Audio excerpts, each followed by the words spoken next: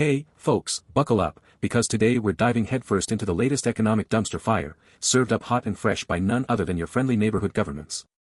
I'm your host, the guy who's been yelling into the void about economic mismanagement since before it was cool, and this is Boss Economics World, where we satire the stupidity, criticize the chaos, and occasionally cry into our coffee over the state of global trade. Let's get into it. Oh, look, everyone, it's the trade war that refuses to die. Just when you thought the global economy couldn't handle any more self-inflicted wounds, here come Donald Trump and Mark Carney, swinging tariffs like they're auditioning for a reboot of The Apprentice, Economic Armageddon Edition. According to the latest reports, the U.S. and Canada are locked in intensive negotiations to avoid a full-blown trade meltdown ahead of the G7 summit on June 15, 2025.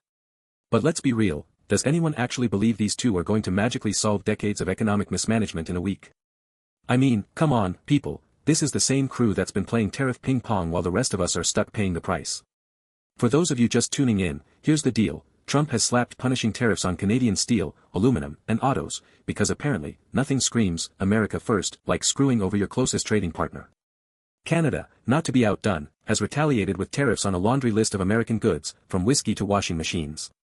And now, Trump's gone and doubled down, jacking up steel and aluminum tariffs to a whopping 50%. 50%, folks. That's not a tariff, that's a declaration of economic war. Meanwhile, Mark Carney, Canada's Prime Minister, and former central banker extraordinaire, is out here playing the diplomat, saying talks are progressing, but warning of reprisals if things go south. Reprisals, huh? Sounds like someone's been binge-watching Game of Thrones instead of fixing the economy.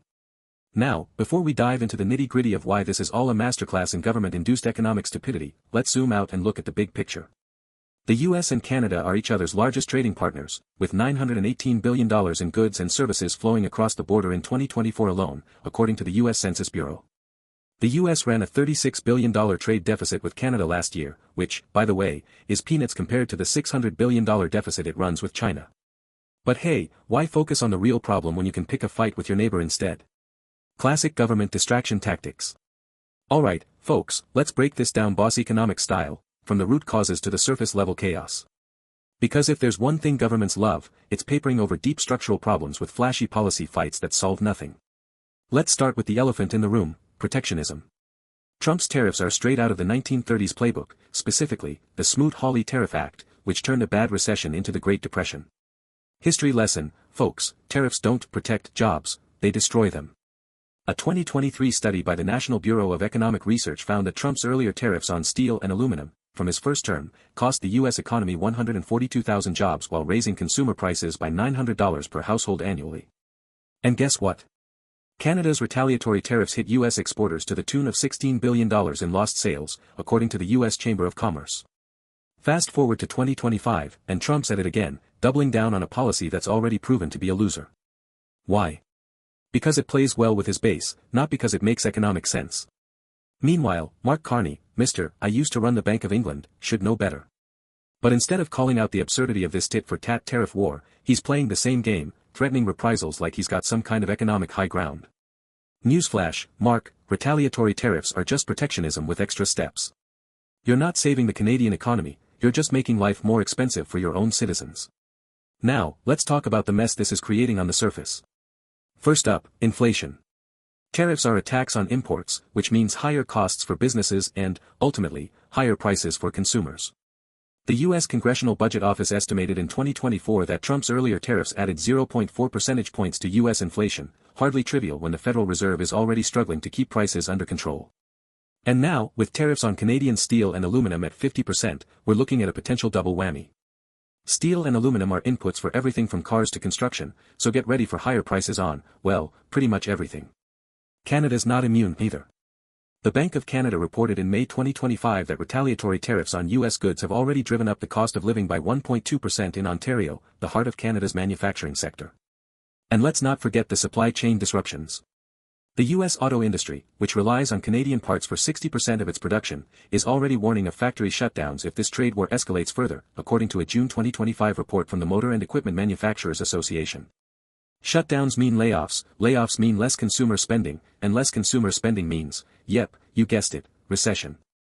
Speaking of recession, the International Monetary Fund downgraded its 2025 growth forecast for both the U.S. and Canada in its latest World Economic Outlook, citing escalating trade tensions as a primary driver.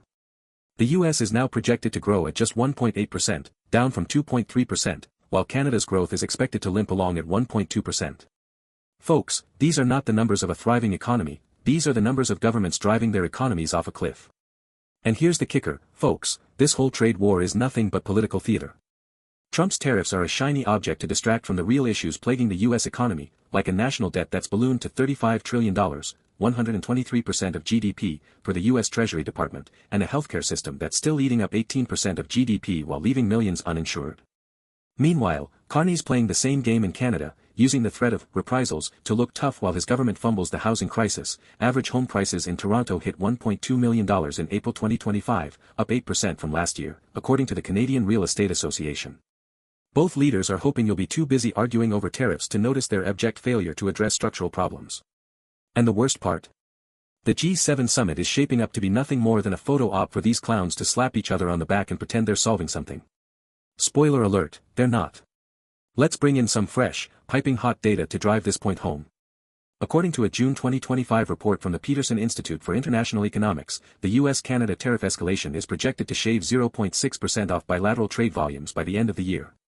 That's $5.5 billion in lost economic activity, folks, just because two governments can't stop flexing their egos. And who pays the price? You do. A study from the University of Toronto's Rotman School of Management found that Canadian households are already shelling out an extra $620 per year due to higher prices from retaliatory tariffs. Meanwhile, in the US, the Consumer Price Index for durable goods, like cars and appliances, jumped 3.1% year-over-year in May 2025, thanks in no small part to tariff-driven cost increases. Oh, and let's not forget the job losses. The U.S. Bureau of Labor Statistics reported in April 2025 that manufacturing employment in border states like Michigan and New York, states that rely heavily on trade with Canada, has declined by 18,000 jobs since the start of the year. Canada's not faring much better, with Statistics Canada reporting a 2.1% drop in manufacturing output in Q1 2025, directly tied to U.S. tariffs. So, what's the takeaway, folks? Once again, governments are proving they're the problem, not the solution. Trump's tariffs are a failed policy rooted in political posturing, not economic reality. Carney's retaliatory measures are just as bad, punishing Canadian consumers while doing nothing to address the root causes of economic stagnation. And the G7 summit? Don't hold your breath for a breakthrough, unless by breakthrough you mean another round of meaningless platitudes and staged handshakes. Here's the real kicker, this trade war isn't happening in a vacuum. The global economy is already teetering on the edge, with the World Bank warning of a potential stagflationary trap in 2026 if trade tensions continue to escalate. Meanwhile, everyday people, you, me, and the barista who's charging you $7 for a latte, are stuck footing the bill for government incompetence. Higher prices, fewer jobs, and a weaker economy. Sound familiar? It should, because this is what happens when you let politicians play economist. So, what's the endgame here? If history is any guide, Trump and Carney will probably cobble together some half-baked deal at the G7 summit, just enough to claim victory without actually fixing anything. Tariffs might come down a notch, but the structural damage, higher costs, broken supply chains, and eroded trust, will linger for years. And the recession? Well, the odds of dodging that bullet are getting slimmer by the day. Goldman Sachs now puts the probability of a U.S. recession in 2026 at 45%, up from 30% just 3 months ago, thanks in large part to, you guessed it, trade policy uncertainty. As for you, the viewer, what can you do? If you're an everyday person worried about your finances, start preparing for higher prices and tighter budgets. If you're a finance pro, it's time to hedge against the chaos, look at sectors like utilities or consumer staples that tend to weather economic storms better than manufacturing or exports. And if you're just here for the satire, well, grab some popcorn, because this economic clown show is far from over. Here at Boss Economics World, we don't mince words. The U.S. Canada trade war is a textbook example of government mismanagement, fueled by ego, ignorance, and a complete disregard for economic reality.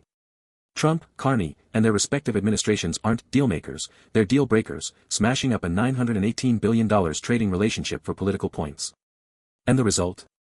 A weaker economy, higher prices, and a whole lot of pain for the rest of us. So, until next time, folks, remember, the real recession isn't in the data, it's in the leadership. Keep your wallets close, your skepticism closer, and don't forget to like, subscribe, and share this video with anyone who needs a wake-up call about the state of our so-called leaders. This is Boss Economics World, signing off, because someone's gotta call out the nonsense, and it might as well be us.